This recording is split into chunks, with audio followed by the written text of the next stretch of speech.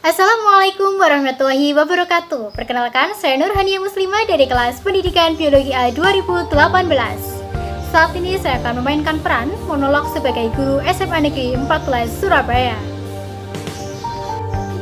Assalamualaikum warahmatullahi wabarakatuh. Selamat pagi, bagaimana kabar anak-anak semua pada pagi hari ini? Semoga selalu sehat dan tetap semangat ya. Selamat menjalankan ibadah puasa. Semoga senantiasa diberikan kesehatan dan selalu dalam lindungan Allah Subhanahu wa Ta'ala. Amin ya Rabbal Alamin. Ya anak-anak, alhamdulillah pagi ini kita sudah masuk pada materi keanekaragaman hayati. Sebelum memulai pembelajaran pada pagi hari ini, mari kita berdoa terlebih dahulu. Semoga Allah memberikan kemudahan dalam menerima ilmu dan menjadi bermanfaat. Amin. Ya baik anak-anak, mari kita berdoa terlebih dahulu. Berdoa menurut agama dan keyakinan kita masing-masing. Berdoa, mulai.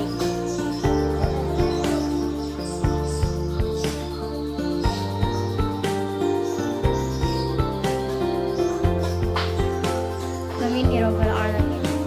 Baik, untuk selanjutnya sebelum melakukan aktivitas belajar ya, anak-anak silahkan presensi terlebih dahulu di Google Classroom.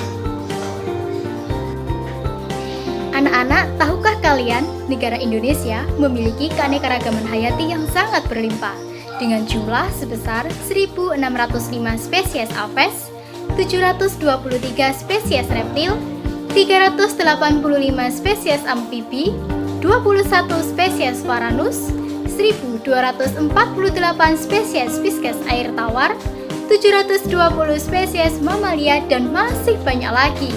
Namun, seiring berjalannya waktu, intensitas spesies keanekaragaman hayati tersebut perlahan punah. Nah, tentunya untuk menjaga dan melestarikan menjadi tugas kita bersama, terutama kalian sebagai agen pelestari keanekaragaman. Berikut saya sampaikan tujuan dari pembelajaran pada pagi hari ini, yaitu 1. Peserta didik dapat menganalisis perbedaan tingkat keanekaragaman hayati. 2. Peserta didik dapat membuat rumusan masalah terhadap permasalahan yang sudah disajikan. 3. Peserta didik dapat mengembangkan manfaat dari keanekaragaman hayati. 4. Peserta didik dapat menganalisis ancaman-ancaman terhadap keanekaragaman hayati di Indonesia. 5. Peserta didik dapat membuat laporan sementara tentang manfaat dari keanekaragaman hayati berdasarkan permasalahan yang disajikan.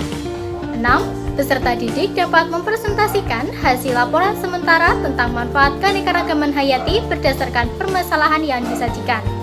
Untuk kegiatan selanjutnya, kita lakukan secara asinkronus melalui fitur chat di Google Classroom.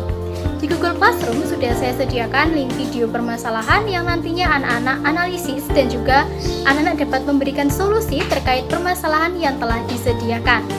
Dan sebelum kegiatan pembelajaran berakhir tepat pukul 8:30, kita bertemu kembali secara sinkronus melalui Google Meet. Terima kasih. Ya baik anak-anak, semangat kembali menuju pada Google Classroom.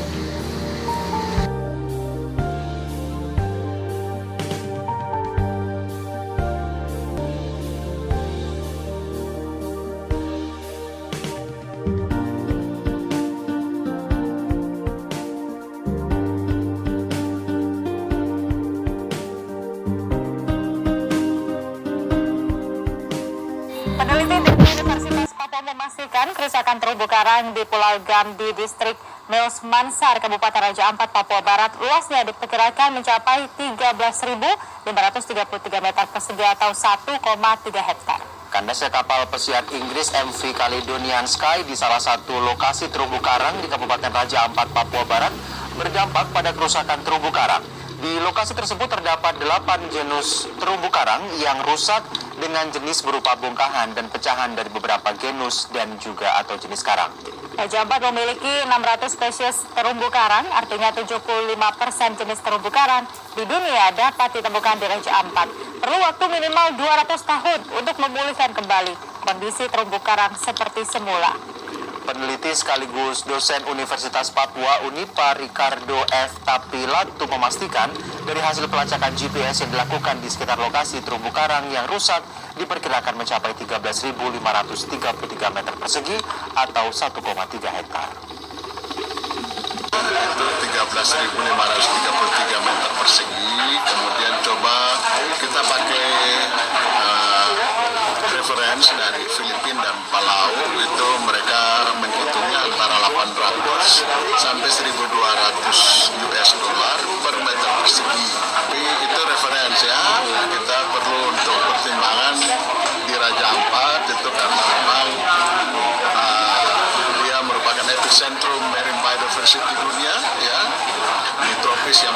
saat ini adalah Pemerintah sedang melakukan penelitian guna mendalami tragedi kapal MV Caledonian Sky yang menabrak terumbu karang di kawasan perairan Pulau Re, Raja Ampat, Papua Barat. Dan langkah ini ditempuh juga sebagai upaya untuk mendapatkan kejelasan kasus serta pertanggungjawaban dari pihak kapal mengenai tragedi tersebut.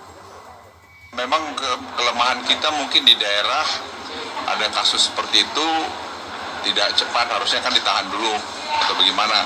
Satu, yang kedua, kemarin saya dengar lagi laporan itu waktu melepaskan dari kandas sekarang itu nariknya salah lagi sehingga tambah rusak karang. Harusnya mungkin tidak ke depan, mesti ke belakang atau sebagainya lah.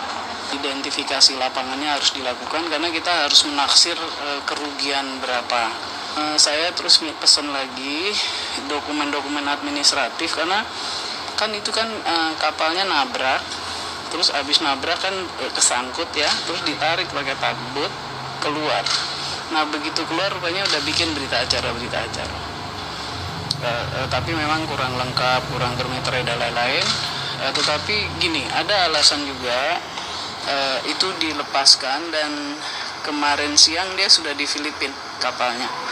Nah, jadi udah ketahuan tapi agensinya apanya segala.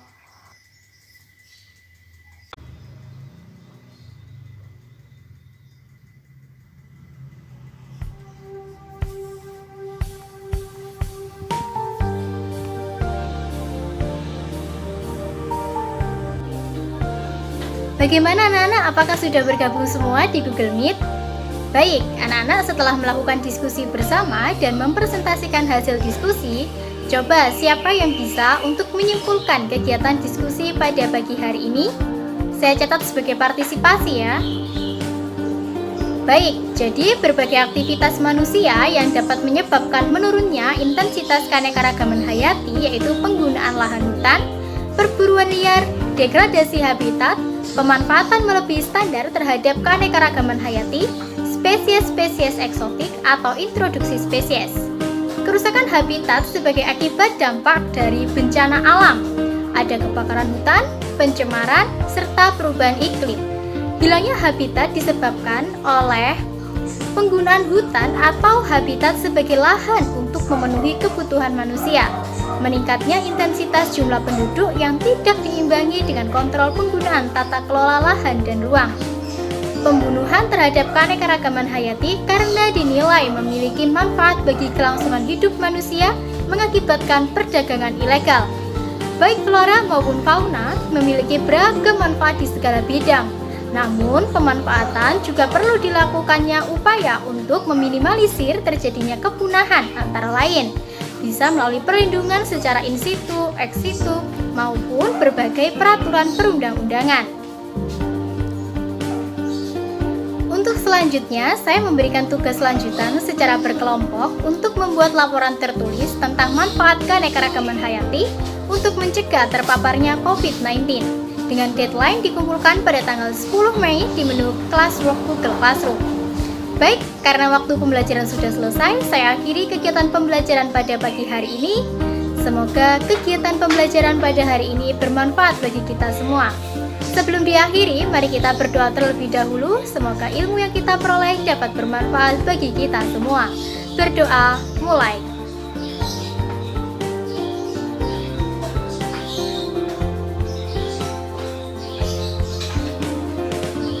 Amin ya Rabbal Alamin. Baik, terima kasih anak-anak. Tetap semangat berkarya dan selamat menjalankan ibadah puasa. Wassalamualaikum warahmatullahi wabarakatuh.